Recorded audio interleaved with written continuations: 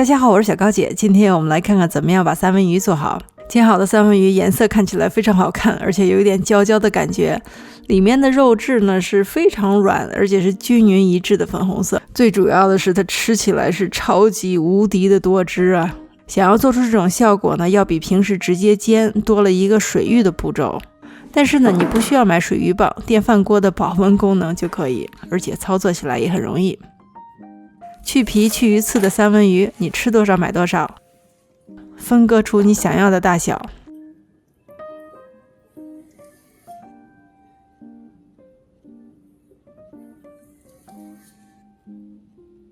刚刚好，我分了7块，给三文鱼入味儿，葱丝和姜片，加1/4杯生抽，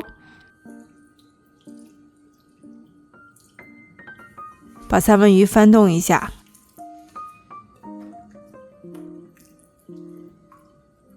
大块的放在下面更容易入味儿。盖上盖子，冰箱里隔夜腌制。第二天，去掉葱丝和姜片，把鱼装进可以密封的塑料袋里。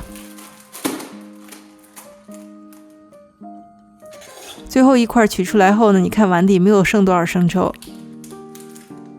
把塑料袋封口，并且挤出空气，目的呢是为了让它导热均匀。你可以放到水盆里，利用水的压力把气泡挤出来。我一般是用吸管，把吸管放在塑料袋的一边，然后从另外一边封口，然后吸气，抽出吸管，完全封口。这3个动作也算是一气呵成。检查一下塑料袋的封口，不要漏气了，不然就是白水煮鱼了。烧水，水温到达55摄氏度关火。三文鱼的理想水域温度是50摄氏度。当我把热水倒入电饭锅里，再放入从冰箱里取出来的三文鱼，水的温度会下降，我把下降的温度也计算在内了。水多一些，这样可以让水温保持平稳。竖着放入三文鱼，这2块鱼比较厚，加热30分钟，出来是半熟的状态。薄一点的鱼片呢，20分钟，最薄的15分钟就够了。这个温度和时间不能做到完全消毒。如果三文鱼品质不能保证的话呢，不建议用水浴法。打开电饭锅的保温功能，30分钟之后，打开盖子看一下温度，刚刚好是50摄氏度。你大概可以知道，在刚刚的30分钟里呢，水的温度应该是在50摄氏度上下，误差应该不会很大。塑料袋上可以看到一点白色的东西，它是蛋白质，跟鸡蛋清里的蛋白质差不多。平时是透明液体，加热之后呢变成白色固体。因为我们用生抽腌过鱼，所以白白的东西不多，不会影响煎鱼的效果。用剪刀把塑料袋剪开，不要试图打开塑料袋，用手把鱼拿出来，鱼会断开的。这个时候鱼的状态是非常软的。倒在盘子里会出一些汁，但是不多。下一步是用热锅煎，煎之前呢，我给你看一下水鱼之后鱼肉的内部质地。筷子轻轻一夹，鱼肉就会一片一片的打开。从画面上呢，你可以感受到它很柔软，而且非常的多汁。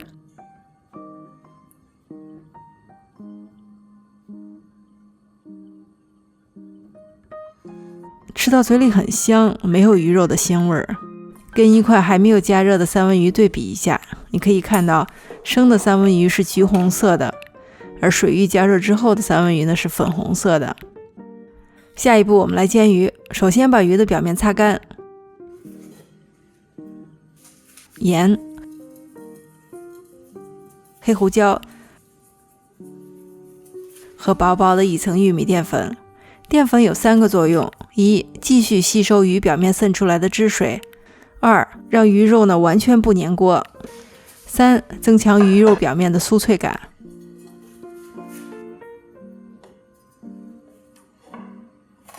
锅烧热倒油，锅和油都非常的热，烧到冒烟的时候呢，放入鱼，开中大火，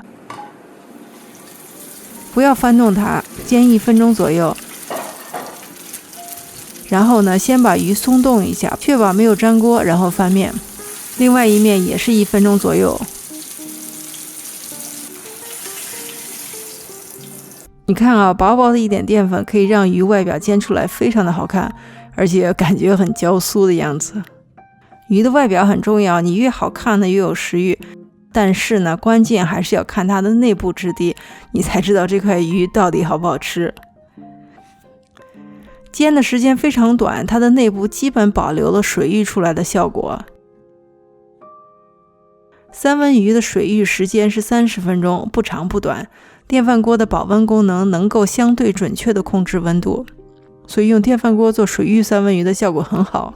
而且电饭锅家家户户都有，不需要额外的购买设备。掌握一点方法，多花一点时间，利用简单家常的设备，你就可以做出来非常完美的三文鱼。谢谢大家收看，我是小高姐，我们下期再见。